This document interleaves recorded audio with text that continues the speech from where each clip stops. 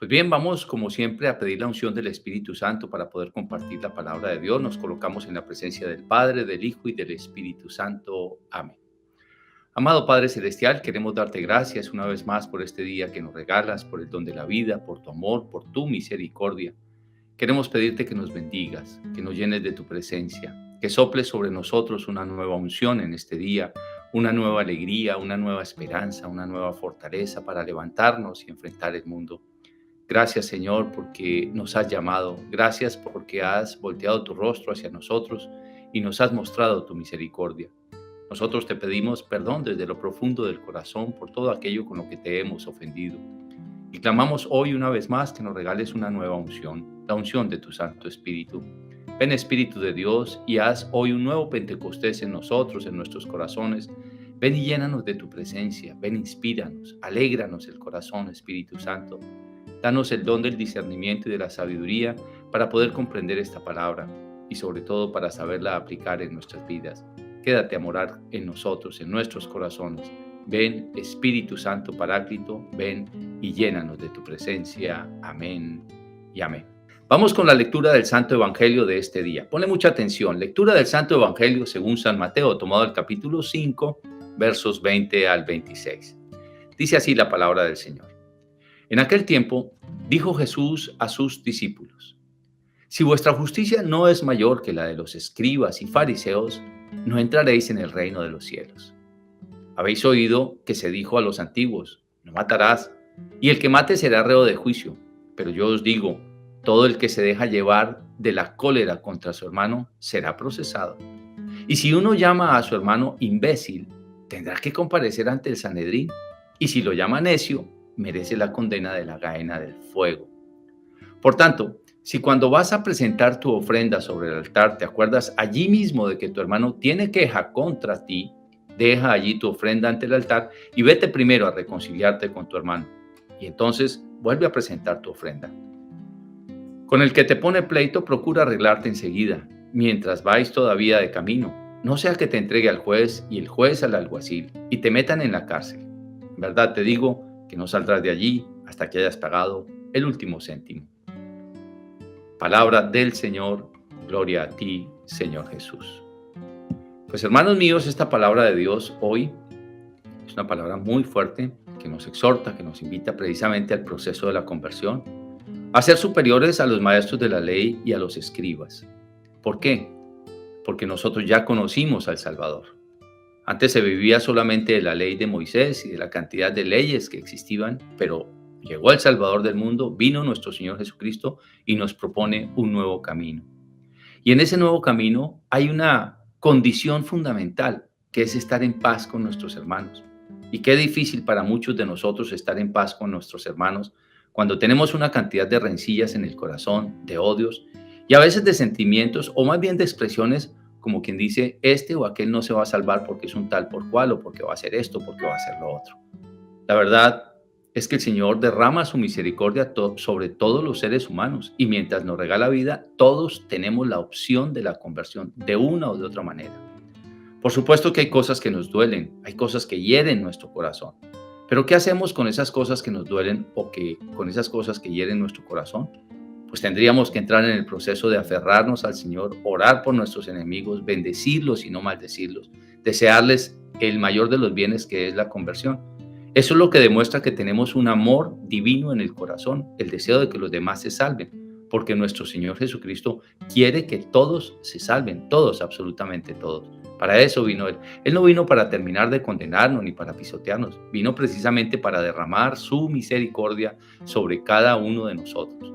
Y tú y yo, ¿cuántos pecados hemos cometido? Pues por lo menos de mi parte son innumerables la cantidad de pecados que he cometido. Y aún así espero la misericordia de Dios. Así porque a los demás no les va a llegar también la misericordia. Pues claro que también les va a llegar. Y por eso el Señor nos dice que tengamos cuidado, que nosotros no podemos llenarnos de ira contra nuestro hermano porque seremos reos de la gaena. Es decir, que nosotros llegaremos a la condenación cuando odiamos a un hermano, cuando emprendemos con ira contra un hermano. Es más, aquí habla de tres palabras que son muy fuertes. Yo las voy a repetir en este momento. Dice aquí: Todo el que se deja llevar por la cólera contra su hermano será procesado.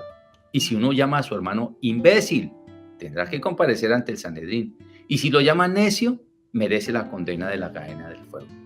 Los necios son los renegados, son los espíritus, los demonios caídos. Como quien dice, decirle a una persona, eso es decirle usted se condena o usted se condenó. Y eso es lo que está diciendo aquí. Por eso tenemos que tener cuidado cómo nos expresamos todos nosotros de nuestros hermanos, pública y en privado, públicamente y en privado.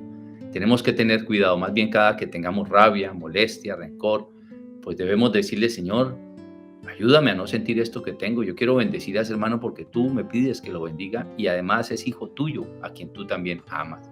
Seguramente está distraído, seguramente tiene dolores, seguramente fue herido, seguramente es una persona que fue dañada por alguien y tú lo amas y tú también lo quieres rescatar. Quieres perdonar sus pecados como me los has perdonado a mí. Y en ese sentido entonces comienzo a tener paz en mi corazón.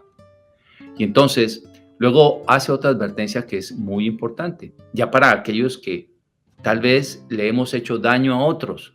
Aquí lo dice, cuando vamos a presentar la ofrenda delante del Señor, si nos acordamos que un hermano tiene una queja contra mí, es decir, él piensa que yo lo dañé, ella piensa que yo lo dañé, pues tengo que ir a ponerme en paz con él. Yo tengo que buscar la reparación de mi pecado.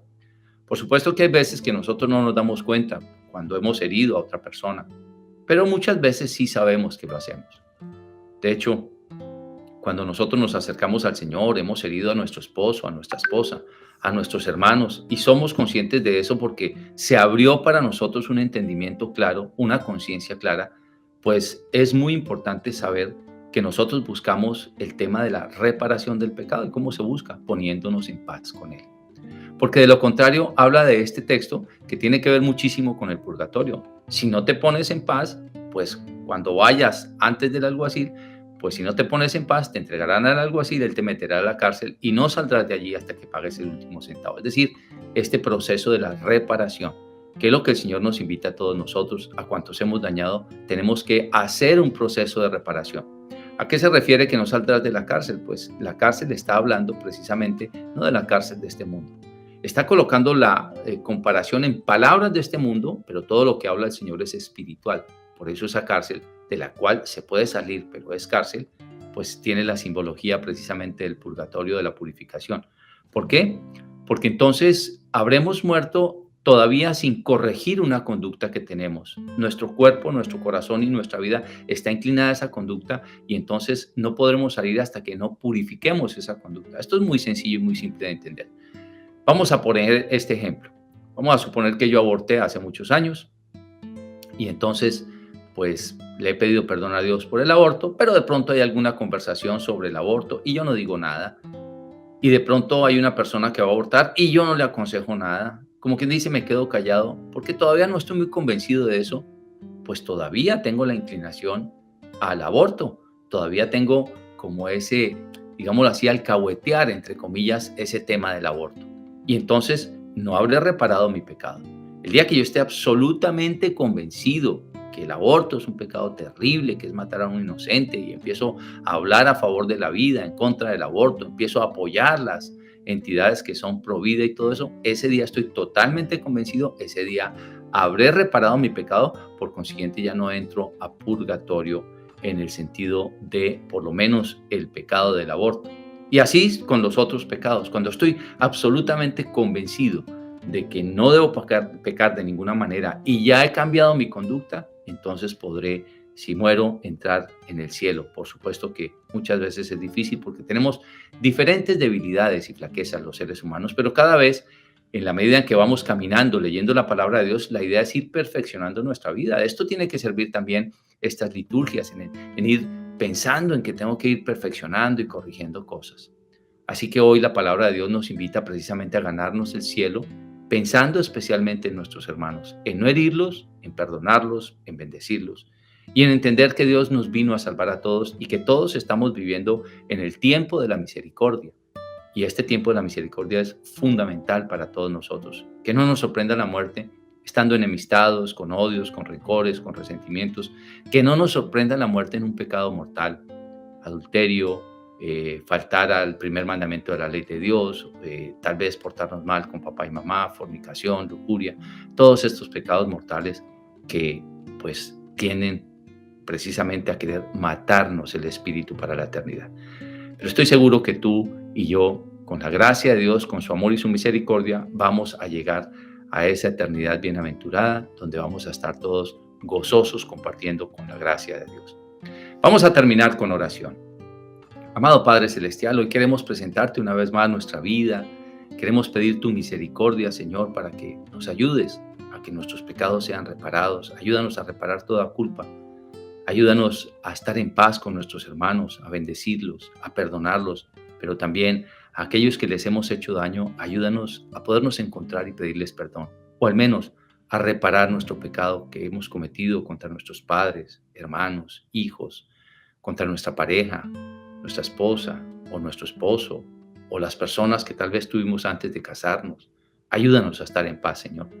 Que tu gracia nos encuentre en paz, que el día que nos vengas a llamar, estemos en paz contigo, estemos en gracia. Todo esto lo pedimos, Padre, en el nombre de Jesús y por la intercesión de la Santísima Virgen María. Amén y amén. Gracias, mis queridos hermanos, por estar presentes. Los invito a que compartan este video y también los invito a que se suscriban al canal. Dios los bendiga. Chao, chao.